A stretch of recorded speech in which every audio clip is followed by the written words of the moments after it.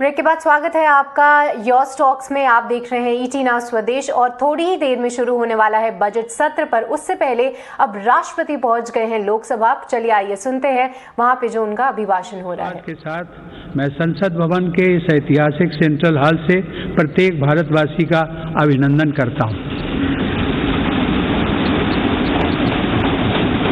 मैं आज संसद के इस समवेत सत्र में देश के उन लाखों स्वाधीनता सेनानियों को नमन करता हूं जिन्होंने अपने कर्तव्यों को सर्वोच्च प्राथमिकता दी और भारत को उसके अधिकार दिलाए।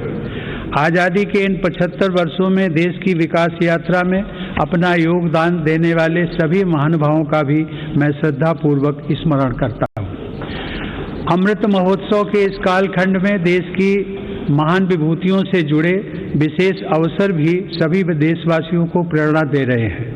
गुरु तेग बहादुर जी का 400वां प्रकाश वर्ष पर्व, श्री अरविंदो की 150वीं जन्म जयंती, V.O. चिदम्बरम पिल्लई का 150वां जन्म वर्ष और नेताजी सुभाष चंद्र बोस की 125वीं जन्म जयंती जैसे पुण्य अवसरों को मेरी सरकार पूरी भव्यता के साथ मना रही है। सरकार ने इस वर्ष से गणतंत्र दिवस समारोह को नेताजी की जयंती पर 23 जनवरी से ही मनाने की शुरुआत की है। मेरी सरकार मानती है कि अतीत को याद रखना तथा उससे सीख लेना देश के सुरक्षित भविष्य के लिए बहुत ही जरूरी है।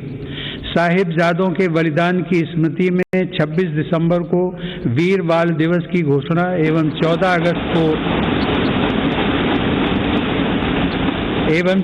अगस्त को विभाजन विभीषिका स्मृति दिवस इसी सोच का परिचायक है। सरकार ने भगवान बिरसा मुंडा को श्रद्धांजलि स्वरूप उनके जन्म दिवस 15 नवंबर को जनजातीय गौरव दिवस के रूप में मनाने का भी निर्णय लिया। माननीय सदस्यगण, आज़ादी का अमृत महोत्सव हम सभी भारतीयों के लिए अगले 25 वर्षों के संकल्पों को आकार देने का पवित्र अवसर है। मेरी सरकार सबका साथ, सबका विकास, सबका विश्वास और सबका प्रयास के मंत्र पर चलते हुए अगले 25 वर्षों के लिए मजबूत बुनियाद पर तेजी से काम कर रही है। इस बुनियाद का सबसे महत्वपूर्ण संकल्प एक सर्वसमावेशी, सर्वहितकारी, सशक्त भारत का निर्माण और देश की आत्मनिर्भरता है। कोरोना के इस कठिन समय की चुनौतियों ने देशवासियों को अपने लक्ष्यों को जल्द से जल्द प्राप्त करने के लिए प्रेरित किया है।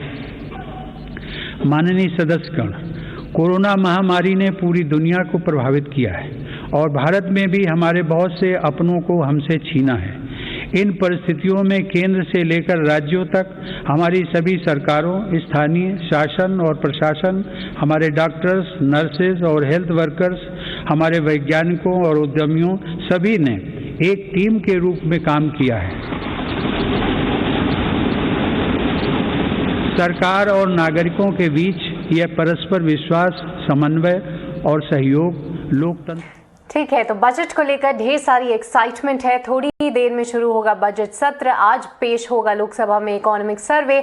उन सब पर हमारी नजर बनी रहेगी। पर बहुत सारे सेक्टर्स हैं जहां पर फोकस रहेगा और मानना है कि ईवी सेक्टर को लेकर भी कुछ घोषणाएं हो सकती हैं, जिसको लेकर ऑटो सेक्टर फोकस में है।